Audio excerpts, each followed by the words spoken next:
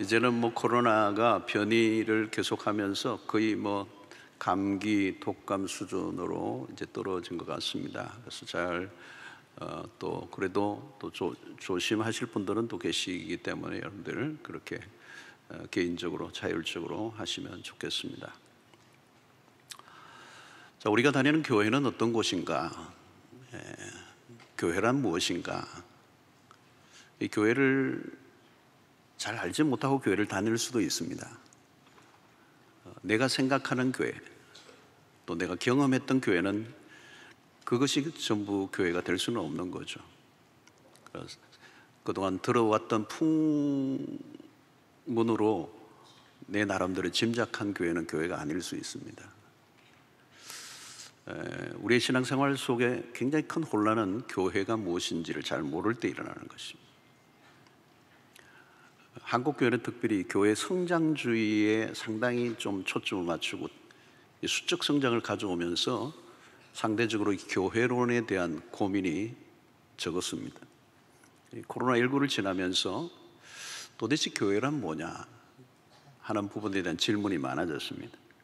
그래서 우리 에베소서를 살펴보면서 우리 교회를 성경이 말하는 교회가 뭐냐, 또 하나님이 본래 의도하셨던 오리지널한 교회는 어떤 교회인가, 우리는 그것을 살펴보아야 합니다.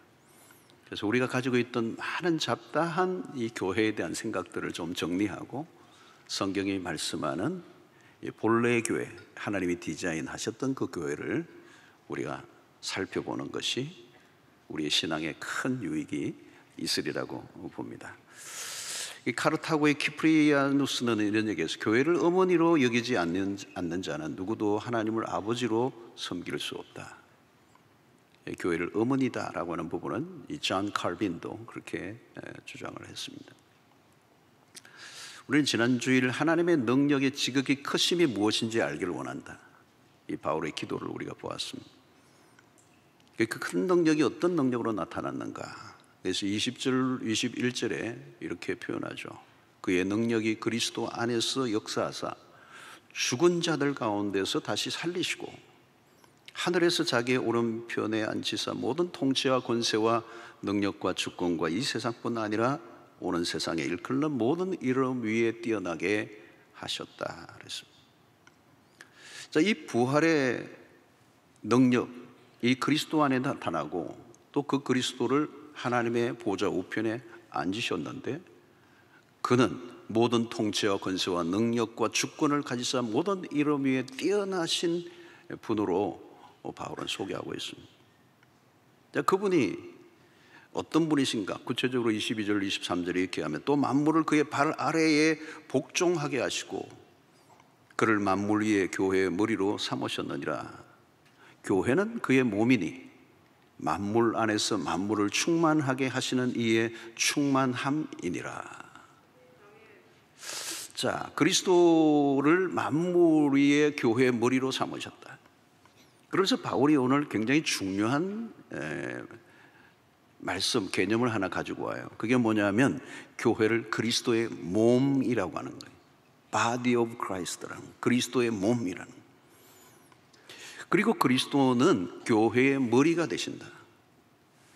아주 중요한 개념입니다. 교회는 하나님의 택하심을 받고 그리스도의 피로 속죄함을 받을 뿐만 아니라 성령의 인침을 받은 자들의 공동체, 우리가 그동안 살펴보았던 것입니다. 그런 의미에서 교회는 성부, 성자, 성령의 작품이고 창세전에 하나님의 계획 안에서 제작된 것입니다. 그렇다면 교회는 인간이 만든 게 아니라는 거죠. 인간의 고안물이 아닙니다. 사람들이 모여 의기투합한다고 교회가 되는 게 아니라는 거예요. 예수의 부활 사건은 교회 역사 속에 시작된 출발점이고 그리스도가 다시 살아나신 것은 미래의 교회를 통하여 일어날 일들을 알려주고 있습니다. 이제 부활의 신앙이 교회의 핵심적인 주제인데 바로 교회의 존재의 목적은 부활을 세상에 알리는 것입니다. 사망의 통치 아래 살아가는 자들에게 필요한 것은 부활 예수. 이 부활은 인류의 가장 희소식이고 복음이 되죠. 사망의 권세보다 더 큰 권세가 있음을 오늘 신약의 교회를 통하여 알리기를 원하시는 거예요. 그래서 부활의 신앙 위에 세워진 교회는 인류의 역사에 죽음을 두려워하지 않는 사람들의 공동체, 이 지상에 유일한 하나밖에 없는 공동체가 역사 속에 세워진 것입니다. 부활하신 그리스도께서 성천하시고 지상에 남겨놓으신 것이 바로 교회입니다. 그래서 교회를 우리는 제2의 성육신이라고 얘기합니다. 이런 교회는 크게 두 가지로 나눕니다. 하나는 가견적 교회, 가시적 교회, 다르게 표현하면 유형교회라고 합니다. 또 하나는 불가견적 교회, 보이지 않는 무형의 교회가 있습니다. 자, 눈에 보이는 교회와 눈에 보이지 않는 교회, 이게 있습니다. 우리 수용로 교회라고 하는 이 로컬 처치, 지역 교회는 눈에 보이는 교회입니다. 예수를 믿는 신자들의 모인 공동체. 그런데 무형교회는 보이지 않는 교회예요. 과거와 현재와 앞으로 미래에 이르기까지 머리 대신 그리스도의 이름 아래 모이는 택함을 받은 모든 사람들을 일컫는 것을 무형교회라고 합니다. 칼빈에 의하면 이 불가견적 교회, 불가시적 교회, 보이지 않는 이 무형교회는 하나님만이 식별할 수 있다라고 얘기합니다. 자, 교회의 머리가 되신 그리스도는 어떤 분이신가? 골로새서 1장 15절로 18절에 아주 놀라운 말씀들을 바울이 얘기하고 있습니다. 자, 그는 보이지 아니하는 하나님의 형상이시요 모든 피조물보다 먼저 나신 이시니 만물이 그에게서 창조되되 하늘과 땅에서 보이는 것들과 보이지 않는 것들과 혹은 왕권들이나 주권자들이나 통치자들이나 권세들이나 만물이 다 그로 말미암고 그를 위하여 창조되었고 또한 그가 만물보다 먼저 계시고 만물이 그 안에 함께 섰느니라. 그는 몸인 교회의 머리시라. 그가 근본이시요 죽은 자들 가운데서 먼저 나신이시니 이는 친히 만물의 어뜸이 되려 하심이요. 여러분, 교회의 머리가 되시는 분이 바로 이런 분이시라는 겁니다. 아마 읽었던 내용이 너무 어마무시한 얘기라 다 와닿지는 않지만 교회가 교회될 수 있는 것, 교회의 영광스러움은 교회의 머리 되신 그리스도 때문이다. 여러분, 몸이 아무리 아름다워도 만약에 머리가 없다고 생각해 보세요. 끔찍한 일이죠. 머리 없는 몸을 생각할 수 없듯이 그리스도 없는 교회는 역시 생각할 수 없습니다. 사람이 아무리 많이 모이고 조직이 잘 짜여지고 건물이 잘 만들어졌다 할지라도 그것 자체로는 의미가 없어요. 그리스도가 교회의 머리 되실 때 교회는 지상에서 유일하고 독특한 공동체가 되는 것입니다. 주님은 지상의 교회를 통해 당신을 드러내십니다. 세상은 교회를 통하여 그리스도가 누구이신지를 알 수 있게 되어 있습니다. 우리가 아무리 열심히 무엇을 해도 그리스도가 빠져 있으면 아무것도 아니에요. 왜 최근에 우리 교회가 그리스도 중심의 성경 읽기를 시작했는가? Reading Jesus.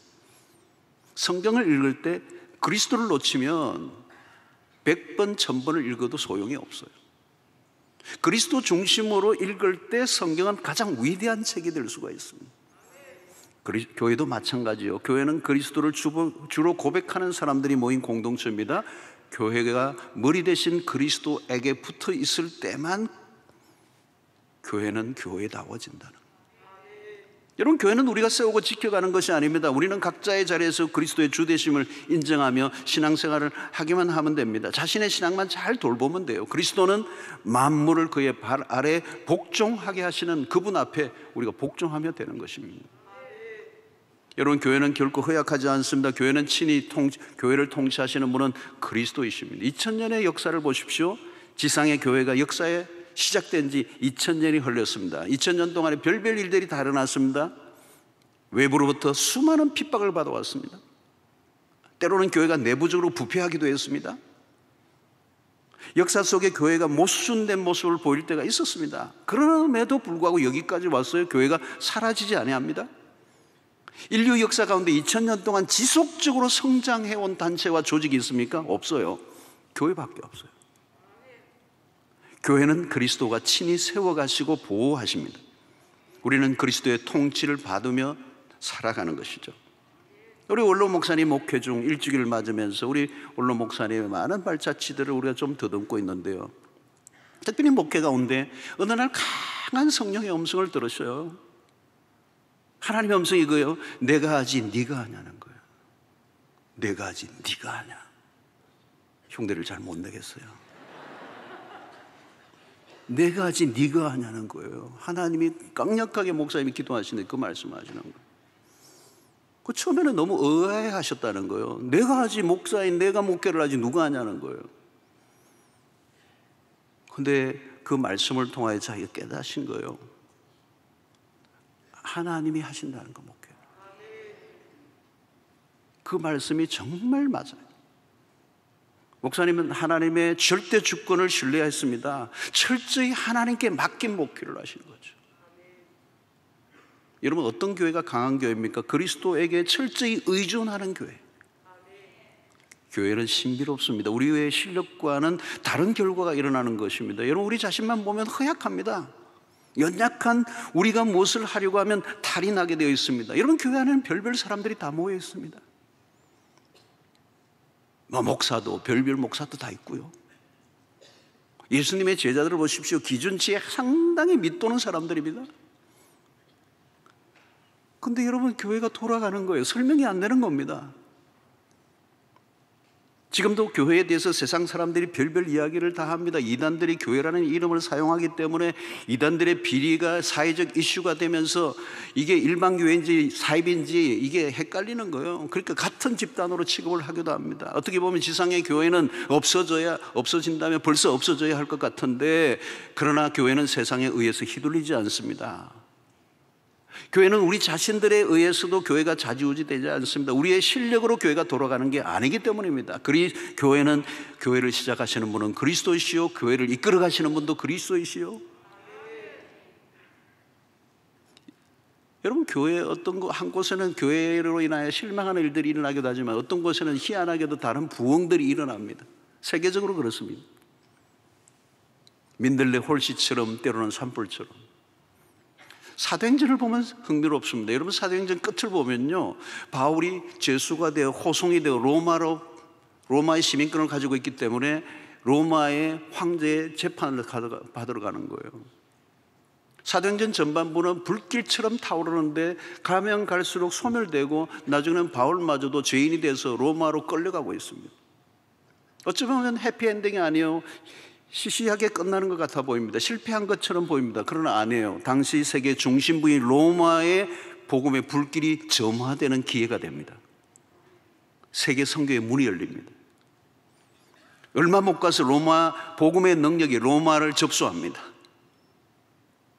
여러분, 누가 하신 일입니까? 하나님이 하신 일입니다. 교회는 철저히 그리스도가 세워가십니다. 중요한 것은 교회는 사람이 많이 모였다가 아니라 그 교회에 그리스도가 계시는가, 그리스도를 중심에 모시고 있는가, 그리스도를 머리로 모시고 있는가. 여러분, 교회는 유명한 사람들, 똑똑한 사람들, 잘난 사람들, 돈 많은 사람들이 모여 되는 게 아니에요. 사람이 모이고 건물이 크기 때문에 강력한 거 아닙니다. 건물이 아무리 크든 사람이 아무리 모였든 교회의 생명력은 그리스도로부터 나온다는 거.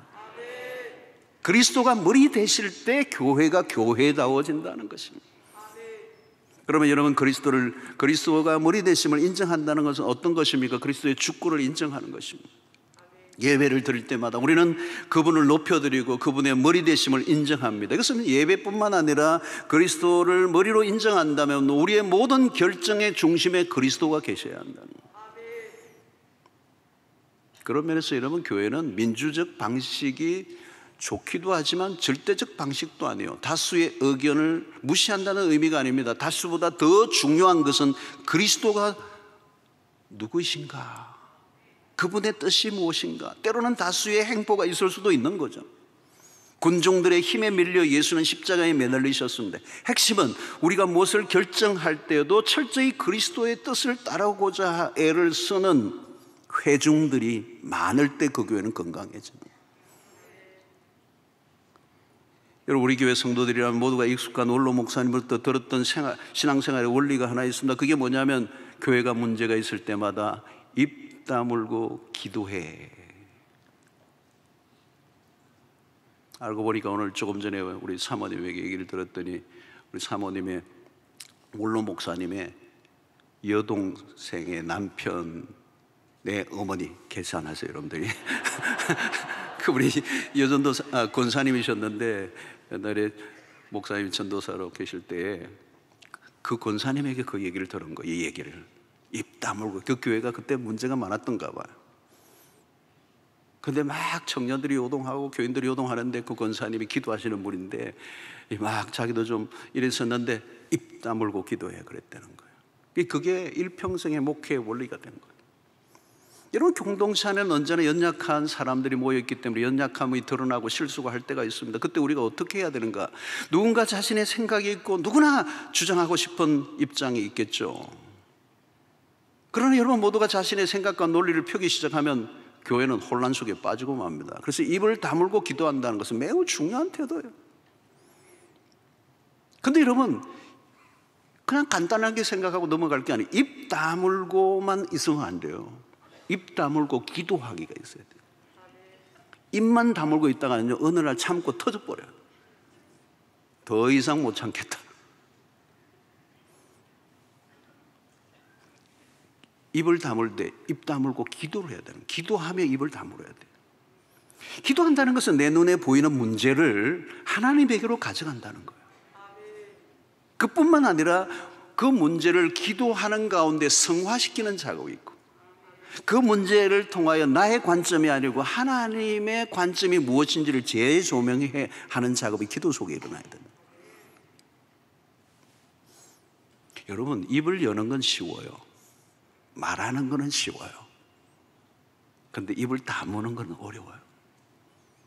입을 다무는 것도 은혜가 있어야 돼요. 침묵하는 건 여러분 영성입니다. 굉장히 영성의 깊은 세계에서 나오는 겁니다. 여러분, 말하고 싶은 것을 참는 일은 어려운 거예요. 교회가 미성숙할수록 시끄러운 이유는 뭘까요? 미성숙한 사람들이 입을 열기 시작하고 그 문제를 모르는 사람끼리 문제를 모르는 사람도 알기 시작하고 그게 일파만파로 퍼져나가면 더 복잡해져요. 아무도 문제를 해결해 주지 못한다는 것입니다.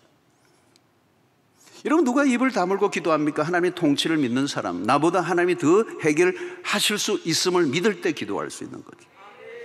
그러나 문제에 대해서 판단하는 자로 서는 순간 자신이 하나님이 되는 겁니다. 여러분, 옳고 그름에 대한 분별은 할 수 있어요. 그러나 판단을 하면 안 됩니다. 분별과 판단은 다른 거예요. 우리는 정확하게 판단할 수 있는 분별력이 없습니다. 죄인이기 때문에 언제나 기울게 돼 있어요. 하나님은 우리가 누구에게도 판단하는 심판자로 세우지 않으셨어요. 완전한 판단은 하나님만 하시는 거예요. 여러분 보십시오. 어떤 법정에 문제가 생기니까 지방법원에서 고등법원으로, 고등법원에서 대법원으로 가서 이게 뒤집어지기도 하고, 어떤 데는 그게 법이 잘못되면 헌법재판소로 넘어가기도 하고, 법에 문제가 생기면 국회가 또 그것을 법을 또 바꾸기도 하고, 정권이 바꾸면 또 다른 법으로 바꾸고, 이게 세상에 완전한 판단은 하나님만 하시는 거예요. 입 다물고 기도한다는 것은 그리스도의 머리 되심을 인정하는 것입니다. 입을 다물고 기도하다 보면 어느 순간 하나님이 문제를 해결해 주시는 것을 보게 됩니다. 바로 그것이 우리 수영로교의 역사입니다. 이 원리를 이해하지 못하면 교회들이 혼란 속에 빠지고 마귀의 밥이 되는 것입니다. 여러분, 그리스도의 머리 되심을 인정하려면 어떻게 해야 합니까? 우리의 힘을 빼야 합니다. 내가 하려고 하는 열심을 내려놓아야 합니다. 우리의 열심으로 교회가 세워지지 않습니다. 우리의 열심이 교회를 깰 때가 더 많습니다. 교회에서 봉사를 많이 하는 것까지는 좋아요. 그러나 수고와 헌신한 만큼 내 목소리가 커지기 시작하면 교회는 위험해지는 거예요. 내 생각을 내세우지 말고 내 목소리를 줄이고 하나님의 음성에 귀를 기울이는 것입니다. 사랑하는 성도 여러분, 봉사 많이 하고 헌금 많이 한 분이 조용하면 그 교회는 평안한 거예요. 헌금도 많이 하고 말도 많이 하고 그건 안 되는 거예요. 공동체 안에서 소리를 낮추는 법을 배워야 합니다. 자기의 목소리를 내고 자기의 존재감을 드러내려고 해서는 안 된다는 거예요. 내가 원하는 교회, 나의 기호에 맞는 교회, 내 성향에 맞는 교회를 찾으면 안 돼요. 우리는 계속적으로 하나님의 말씀과 기도 속에 주의 뜻을 찾는 일에 열심을 내야 합니다. 그래서 우리의 관심은 언제나 그리스도예요. 모든 것의 결정에 그리스도가 계신가를 묻고 또 물어야 한다는 것입니다. 여러분, 사단이 무엇을 공격합니까? 사단은 교회의 힘이 어디로부터 나오는가를 알고 있어요. 그리스도에게서 나온다는 사실을 알기 때문에 사단은 우리가 그리스도에게 집중하지 못하도록 엉뚱한 것에 관심을 쏟고 우리의 시선을 분산시키고 그리스도가 아닌 것에 시선을 빼앗겨 버리도록 하는 것입니다. 여러분, 어떤 교회는 그 교회의 전통이 그리스도의 자리에 앉아 있어요. 한때는 좋은 전통이었죠. 그러나 역사가 흐르면서 그 전통이 그리스도보다 더 높아져 있는. 여러분, 예수님의 공생애 가운데 가장 많이 부딪힌 대상은 당시의 제도권의 종교 지도자들이었습니다. 그들은 인간의 유전과 전통을 더 중요하게 여겼습니다. 그리스도가 오심으로 그들이 붙들고 있는 전통들이 흔들리기 시작합니다. 그들의 삶은 전통 위에 서 있고 전통으로 먹고 살고 있는데 그리스도가 오심으로 그 전통이 흔들리자 예수를 십자가에 몰아간 것이죠. 여러분, 그리스도의 자리에 다른 것을 올려놓으면 교회는 급속도로 몰락합니다. 한때 좋았던 교회 얼마나 많아요. 계속적으로 좋은 교회로 자라가는 거 어려워요. 방심하는 순간 교회는 세상의 조직체와 같아지는 것입니다. 안타깝게도 오늘날 꽤 많은 교회들이 분쟁 속에 휩싸여 있습니다. 그 교회 안으로 들어가면 틀림없이 공통점이 있어요. 그 교회 안에 그리스도가 보이지 않아요. 인간의 목소리로 가득한 것이. 그러면 교회는 깨어지는 것입니다. 각자의 주장이 있을 수 있습니다. 그러나 계속 자신의 소리를 낮추고 그리스도의 통치 아래에 있고자 노력해야 하는 것이죠. 왜? 교회의 머리는 오직 한 분이시기 때문에. 여러분, 머리가 여러 대면 괴물이 되고 맙니다. 그리스도의 자리에 누구도 앉아서는 안 되는 것. 여러분, 인류 역사의 불행은 어디로부터 왔습니까? 인간이 하나님과 같이 되려고 할 때부터 인류의 불행이 찾아왔어요. 인간이 하나님의 자리에 앉는 순간 모든 게 뒤틀려 버립니다. 여러분, 인간은 하나님이 될 수가 없습니다. 성경을 통하여 보여준 선명한 그림은 뭘까요? 하나님을 첫 자리에 모시지 않는 한 인간의 역사는 굴곡된다는 것이죠. 여러분, 사람이 아무리 탁월해도 소용없어요. 인간이 하나님의 자리에 앉는 순간 망하는 겁니다. 교회도 마찬가지. 그리스도의 몸된 교회는 머리 대신 그리스도에게 철저히 복종해야 한다는 거예요. 머리와 몸이 역할을 바꾸면 안 돼요. 교회들마다 몸살을 앓는 이유는 교회 안에 머리가 너무 많아. 실세가 너무 많아. 호주에서 목회할 때 보니까 우리 교회로 막 오신 분이 계시는데 다 이전교회 목사님 오른팔이었대. 왼팔은 잘 안 보이고 다 오른팔이야. 주도권 싸움을 하는 거죠. 여러분, 우리는 결코 머리가 되려고 해서는 안 되고 될 수도 없습니다. 우리가 할 일은 뭘까요? 머리 대신 그리스도의 명령에 따르기만 하는 것입니다. 명령은 누가 하는 거예요? 머리가 하는 거예요. 머리가. 누구예요? 그리스도가. 우리는 서로에게 명령할 권한이 없어요. 우리는 머리가 아니기 때문에 코가 입에 명령할 수가 없어요. 입은 입 역할을 하면 되는 거고, 코는 코 역할을 하는 거고, 귀 역할을 하는 거예요. 발이 손에게, 손이 발에게, 왼손이 오른손에게 명령할 수 없어요. 그냥 머리에 순종하기만 하면 되는 것이죠. 뭐 머리에 순종하는 일만 하면 되는 것이죠. 내가 있는 위치에서 내가 할 일을 충실하면 되는 것이죠. 문제는 그리스도를 머리로 인정한다고 하면서 실제로 자기 마음대로 하려고 하는 유혹이 우리에게 늘 있는 것입니다. 그것은 저에게도 늘 있는 유혹이에요. 머리를 그냥 형식적으로 얹어놓고 내가 마음대로 한다면 그 교회는 이미 주님의 교회가 아닙니다. 사도 바울은 그것을 골로새서에 이렇게 지적합니다. 골로새 2장 18절 19절 보니까 아무도 꾸며낸 겸손과 천사 숭배를 이유로 너희를 정죄하지 못하게 하라. 그가 그 본 것에 의지하여 그 육신의 생각을 따라 헛되이 과장하고 머리를 붙들지 아니하는지라. 온몸이 머리로 말미암아 마디와 힘줄로 공급함을 받고 연합하여 하나님이 자라게 하심으로 자라느니라. 여기 머리로 인정하지 않는 사람들이 그때에도 있었다는 거예요. 이상한 자기만의 체험을 절대화하고 궤변을 늘어놓는 사람들이 있었다. 육신의 생각을 따라 헛되이 과장을 하고 머리 대신 그리스도를 붙들지 않은 부류들이 골로새 교회 안에 있었다는 거예요.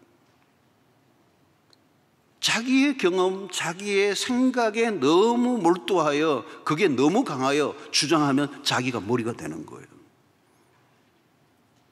가정에서도 그런 것입니다. 가정에 나중에 에베소서 5장을 보면 알겠습니다만은 가정의 머리는 그리스도라는 거죠. 근데 주도권 싸움을 하는 거예요. 가정 안에서도 주도권이 싸움이라는 거예요. 자기의 목소리를 높이는 것입니다. 종종 교회들 안에서 누가 크냐의 싸움을 합니다. 어디를 가나 누가 크냐의 싸움입니다. 예수님을 열심히 따라다녔던 12제자들마저도 그런 유치한 싸움을 한 거죠. 권력 다툼이에요. 여러분, 인간은 권력 지향적입니다. 초등학교 아이들도 회장 선거할 때 보면 대단해요. 사랑하는 성도 여러분, 우리는 십자가의 원리를 이해합니다. 높아지고자 하면 낮아지고 낮아지고자 하면 높아질 것이라는 원리를 이해합니다. 머리 대신 그리스도는 스스로 자기가 낮추셨습니다. 섬김을 받으려 하며 섬기러 오셨습니다. 교회는 그리스도의 길을 따라가야 합니다. 그리스도를 머리로 모신다면 우리는 그리스도를 닮아가야 되는 거죠. 그리스도께서 교회를 다스리신 방식은 십자가였습니다. 그리스도를 높여드리지 않으면 결국은 교회는 생명력을 잃어버리는 것입니다. 몸이 머리에 붙어 있을 때 생명이 있습니다. 교회의 힘은 철저히 그리스도로부터 나오는 것이죠. 그래서 몸은 머리에 붙어 있어야 된다라고 할 때 이 머리는 부속기관이 아니고 머리는 액세서리가 아니라는 것입니다. 몸과 머리로 비유한 것에서 핵심은 관계성입니다. 이보다 더 가까운 관계는 없습니다. 몸과 이 머리가 분리될 수가 없는 거잖아요. 그래서 이것을 우리는 올가닉한 관계, 유기적 관계다. 케미컬하지 않다. 그냥 떼버리고 한술 편리에 따라 뗐다가 붙였다가 할 수 있는 게 아니라, 교회와 그리스도의 관계는 그렇게 긴밀한 관계다. 그래서 몸은 철저히 머리로부터 명령을 받고 움직여야 이게 정상적인 몸이다. 만약에 머리가 명령하는데 몸이 움직이지 않으면 우리는 불구의 상태다.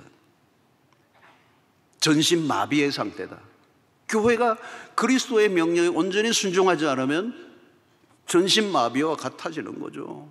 옴짝도 하지 않는 거, 들어 누워 있는 것입니다. 중환자죠. 여러분, 그리스도를 머리로 모실 때 교회는 그리스도와 함께 모든 것을 나눕니다. 그리스도가 가지신 것을 교회도 누리게 되는 것입니다. 그리스도의 말씀에 순종하고 따라갈 때 교회는 세상에서 전혀 다른 모습을 드러내게 되고, 그 그리스도의 충만함이 교회 안에 배어져 나오고, 그 교회 안에 그리스도의 영광이 자연스럽게 세상 가운데로 발화되기 시작하는 거예요. 그 교회는 영광스러운 교회예요. 세상이 한 번도 보지 못했던 교회, 주님의 몸이 드러나는 것, 세상이 흉내낼 수 없는 교회만이 가지고 있는 그 생명력을 우리는 경험하게 되는 것입니다. 사랑하는 성도 여러분, 오늘 우리는 그 교회에 대한 바른 이해가 필요합니다. 교회는 세상과 전혀 다른 곳입니다. 오해하지 마십시오. 교회는 기관이 아닙니다. 친목단체가 아닙니다. 제가 이민교회 가보니까, 이민목회를 해보니까요, 이민교회들이 친목단체가 다 돼 있더라고요. 어느 날 친목단체가 되어버렸어요. 예수 안 믿는 사람도 오고 막 이렇게 다 섞여가지고 이게 뭐 이상해요. 그래서 사랑방, 뭐 이렇게 우리 교회는 사랑방인데 거기는 구역 예배를 드리는데, 구역 예배도 뭐 이게 그냥 형식적으로 드리고요, 간단하게 예배 드리고 2부가 더 거창해요. 가라오케 하고 막 아예 그냥 구역 예배 올 때 막 한 박스씩 가져오는 거예요. 뭘? 맥주를. 그것도 히야시 된 맥주. 히야시와 맥주가 어울리는 것 같더라고요. 들고 와가지고 그냥 먹고 보혈아 마시고 노래 부르고 완전 친목단체요. 담임 목사배 뭐 골프대 하고 하여튼 뭐 다 그런 거예요. 여러분, 교회는 친목단체가 아니에요. 교회는 정치단체도 아니에요.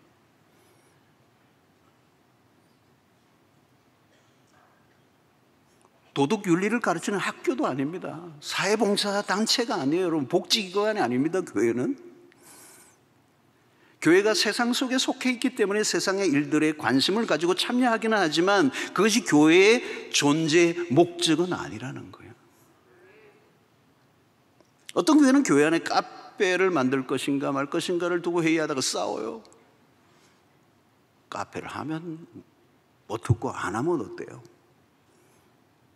돈 주고 받고 하는 거기 때문에 절대로 안 된다. 오늘날 그냥 이런 시대에 교회가 더 지역 주민을 섬기고 하면서 하자. 해도 되고 안 해도 되는 거예요. 그것까지 싸울 일은 없어요. 생명 걸 일이 아니라니까. 건물을 짓는 것도 마찬가지예요. 몇 평짜리를 짓느냐, 몇 석짜리를 짓느냐, 뭐하되면 어떻게 해도 상관없어요. 카페들을 무슨 색깔을 깔 건가? 너무 심하게 어떤 사람이 막 까만 걸 하자. 할 수 없어. 주장하면 하죠. 성숙한 사람이 참아내야지, 까만 걸.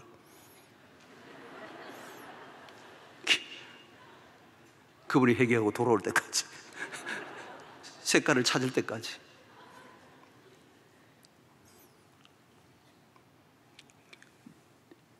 싸우다 보면요, 무엇을 위해서 싸우는지도 몰라요. 교회가 왜 존재하는지를 모르니까. 교회를 이전하다가 싸우고, 건물 짓다가 싸우고, 교육관 짓다가 싸우고, 주일 점심 뭐 먹을까 하다가 싸우고.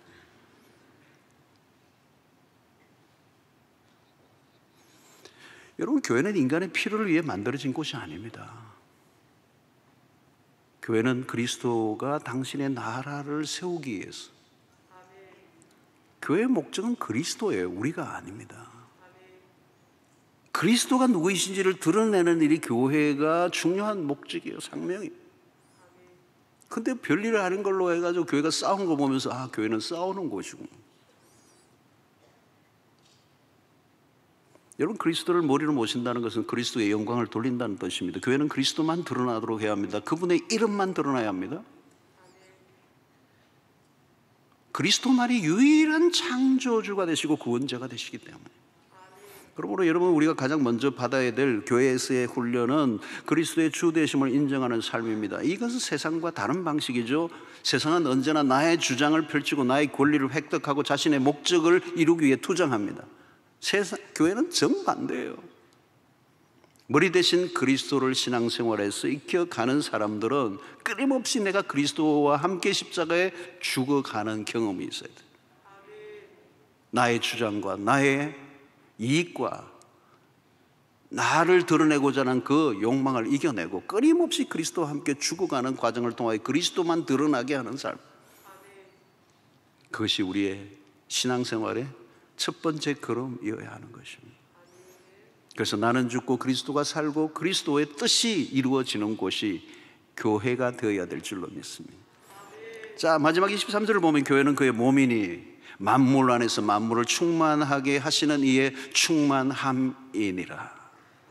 굉장히 어려운 구절이에요.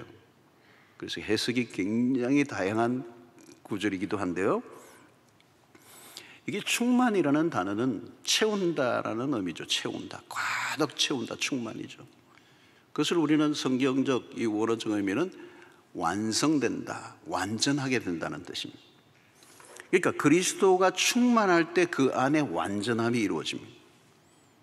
그리스도는 스스로 충만하신 분입니다. 만물을 지으신 그리스도는 누구의 도움이 필요하지 않으시고 스스로 완전하신 분이십니다. 그분이 교회의 머리 되신다는 거예요.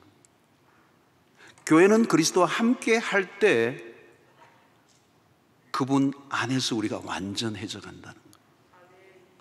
그리고 교회는 그리스도와 함께 하지 않으면 불완전한 상태가 됩니다. 머리는 몸 없이 불완전하고 몸은 머리 없이는 불완전합니다. 완전히 하나로 묶여져 있습니다. 나 혼자 분리해서 교회가 될 수 없습니다. 그래서 성도는 그리스도와 연결되고 성도와 성도가 연결되어 있습니다. 여기서 홀로 떨어져 존재할 수 있는 그리스도는 한 명도 없습니다. 이건 세상의 단체와 달라요. 내가 회원 가입 취소하면 세상은 끝이에요. 그러나 교회 안에 들어온 이상, 때로는 이 교회가 마음에 안 들어서 교회를 다른 교회를 옮길 수는 있지만 불가견적 교회 이론에서는 탈퇴가 안 돼요. 예수 그리스도를 주로 시인하고 세례를 받고 믿음 가운데 나온 사람이라면 영구회원이에요.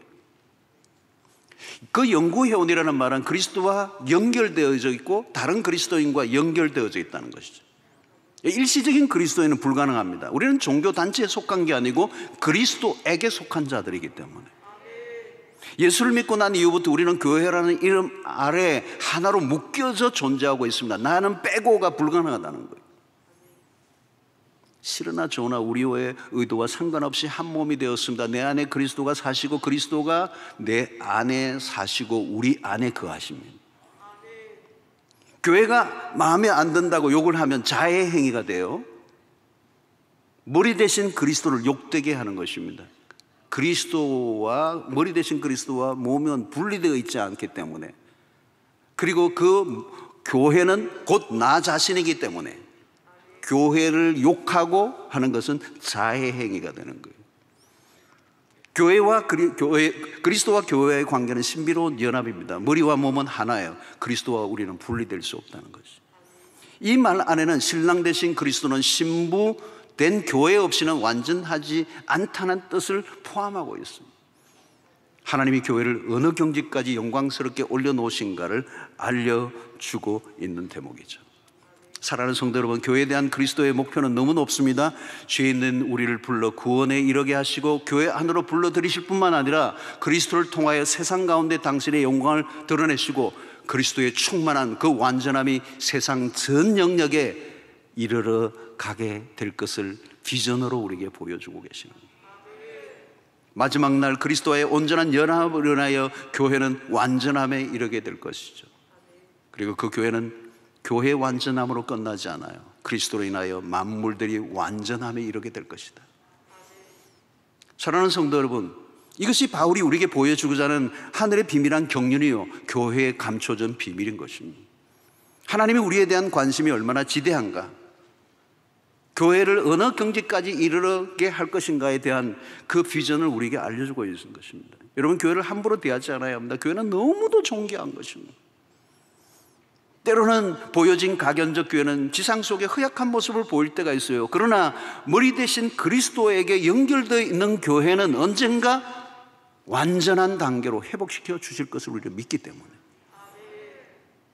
세상 사람들은 교회가 뭔지를 모르죠, 여러분. 그냥 사람들이 많이 모이고 그냥 예배 드리는 정도로만 이해하고 있겠죠. 그러나 여러분, 교회에 대해서 세상 사람들이 뭐라고 하든 우리는 성경에서 말씀하는 그리스도의 몸의 영광스러움이 어떤 것이고 그 미래에 펼쳐질 영광이 무엇인지를 알고 있다면 우리는 교회에 대한 태도를 바꾸어야 하는 것입니다. 여러분, 이 세상은 죄로 인하여 질대로 망가져 있는 세상입니다. 더 이상 복구가 안 될 만큼 망가져 있는 세상을 우리가 보게 됩니다. 구원이란 뭘까요, 여러분? 단순히 우리가 천국 간다는 정도가 아닙니다. 오늘 23절 짧지만 어마어마한 얘기가 이 안에 들어있는 거예요. 교회는 그의 몸이니 만물 안에 그 교회를 통해서 하시려고 하는 계획이에요. 만물 안에서 만물을 충만하시게 하는 이의 충만함이니라. 그리스도의 형상으로 지음받은 인간을 통하여 교회를 이루시고 그 교회를 통하여 세상을 완성하시고자 하시는 하나님의 뜻이 우리 안에 있는 것입니다. 여러분, 교회는 우리가 생각하는 것 이상입니다. 교회는 하나님의 구원 계획 안에 매우 중요한 역할을 담당하고 있습니다. 교회가 그리스도의 몸이라는 말은 교회가 얼마나 중요한가를 알려주고 있습니다. 하나님이 창세전부터 예정하신 바 된 교회, 그리스도가 자신의 핏값을 지불하고 사신 바 된 교회, 그 교회는 그리스도가 세우셨고 그 교회를 통하여 세상 속에서 하나님을 영화롭게 하기 위하여 세우신 유일한 역할을 맡았고 만민을 구원의 길로 이끌어내기 위하여 교회를 세우신 독특한 공동체, 하늘의 소리를 땅에 대변할 수 있는 유일한 곳이 교회. 지금은 비록 교회가 세상 속에 소외되어 있어 보이지만 마지막 날에 펼쳐질 교회는 너무도 영광스러울 것이다. 그러므로 교회를 대하는 세상 문화의 흐름에 짓눌려 기죽을 일도 없고, 그렇다고 근거가 희박한 승리주의에 빠져 자만해서도 안 돼. 분명한 것은 우리가 생각하는 교회 혹은 우리가 경험해왔던 교회가 전부가 아니라는 것. 우리는 주님이 말씀하셨던 그 오리지널한 교회가 무엇인지를 알아가야 합니다. 여러분, 조금 아는 건 위험해요. 왜 위험한가? 조금 알면서 다 안다고 여기는 태도 때문에 조금 아는 건 위험한 거예요. 교회를 조금 아는 것으로 교회를 다 아는 것처럼 평가하고 끝내서는 안 돼요. 여러분, 하나님이 교회를 향한 가지신 그 비밀한 경륜은 너무 어마어마해요. 저는 바울 사도의 이 에베소서를 살피며 보면서 비록 짧지만 우리는 겸허하게 이제 교회를 아는 시작 단계에서부터 겸허하게 몸된 교회 성도로서 시작해야 될 줄로 믿습니다. 이전의 것들을 다 잊어버리시고 주님이 말씀하셨던 그 교회의 원형을 찾아내고 그 일원으로서 내가 누릴 수 있는 것들이 어떤 것이며 그리고 내가 기여해야 할 것이 무엇인지를 깨달아 알아갈 때 이 교회를 통하여 우리에게 주시고자 하시는 그 하나님의 엄청난 축복과 은혜를 여러분들이 누리는 은혜가 있게 되기를, 이것은 이 세상의 어떤 것과도 비교할 수 없는 비밀과 축복이 담겨 있다는 사실을 기억하시고 믿음 안에서 그 주님이 오실 때까지 아름다운 신부된 교회의 모습을 지켜나가는 여러분들 되시기를 주의 이름으로 축원합니다.